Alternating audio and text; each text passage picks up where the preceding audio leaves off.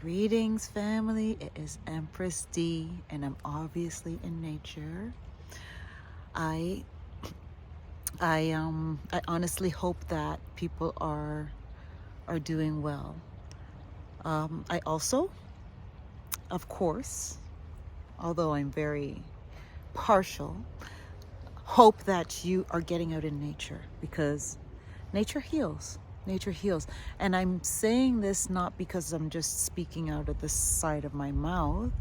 I'm saying it because since October of 2020, I've been coming out to nature every single day.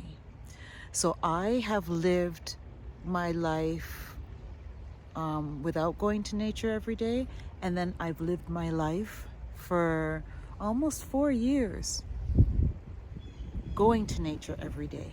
And I can tell you from experience that my life going to nature every day, it's amazing. It's been transformative in a good way, family. So I'm sorry that I've been away. I had to travel to Nevis. That is where my family is from. My parents were born on the island of Nevis. It's the sister island to St. Kitts in the Caribbean. And so my grandmother on my father's side, my paternal grandmother, in fact, she was my surviving grandmother. She passed away at the ripe, beautiful age of 95. Up until 2021, she was doing amazingly. And then suddenly, in 2021, she declined rapidly. And here we are in 2024, and she's passed. So she lived a beautiful life, 95 years. And I feel so grateful and privileged to have attended her service and actually to have gone back to Nevis to learn as much as I can about her. Now, I grew up seeing my grandma frequently. But the last time I saw her was in 2012, right? So 12 years. And the whole time I could do nothing but regret not have gone back to see her more recently. So there's a guilt that I feel, but of course I forgive myself because it is what it is. But during my time there, I was able to learn so much about her and felt very connected to her. And so what I want to talk about today is when a loved one dies, right? The service was amazing. The service was amazing. I was honored and blessed to be able to read a poem to her. And I also, oh my gosh, I have chills. I was also blessed to help pick out her outfit to wear and her coffin. Not her casket, her coffin. And I learned that there is a difference. So we picked out her coffin, her dress,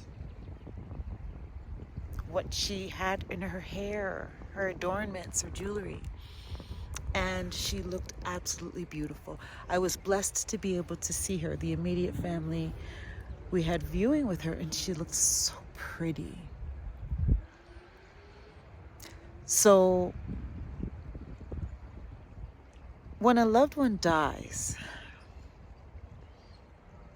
we're often sad and mourning, and we feel really bad, and we don't want to be without them, and so on and so forth. But how I try to look at it is that they are free from what we're currently living. right? They've been released from this planet where there's so much heartache and pain. Now, energy cannot be created or destroyed. It can be transmuted. And so when her flesh transitioned, her energy still lives on, right?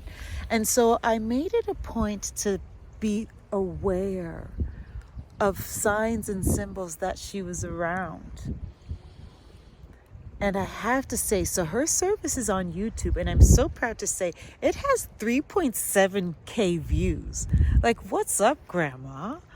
She was a very dignified woman, and yeah, she was awesome. And so I learned so much about her awesomeness during this time.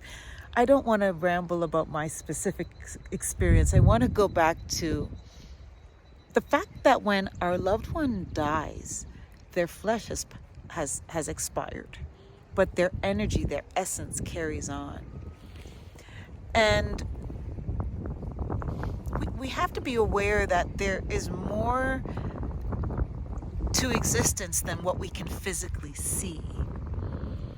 I think that we can only see 0.0 something 001%, like, of the light spectrum. A very minute amount of the light spectrum is what the human being can see with their physical eyes. So it's very limited in terms of what we can perceive, right? And see. And so energy is all around us, all kinds of forms and beings and organisms and energies and levels of existence are all around us. We just cannot see it. When our loved ones pass, their energy remains around us. And I made it a point to, while going through her service and the experience of being in her home and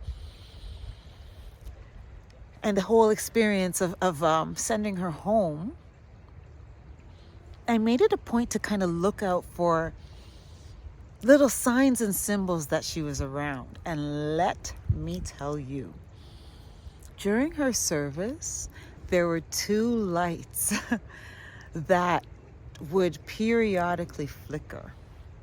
And I felt her. I knew that was her, letting us know that she was there. My brother experienced a bird follow him around the island, like the same bird. Not the island, but in a short amount of time, that same bird was walking him along his way. He felt her in that.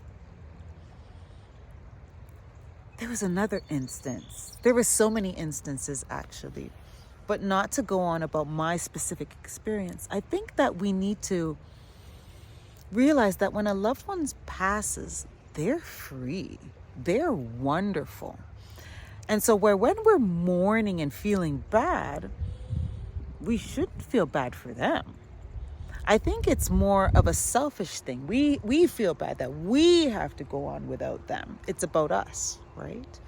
But if we're really getting outside of ourselves and thinking about that person that we've lost,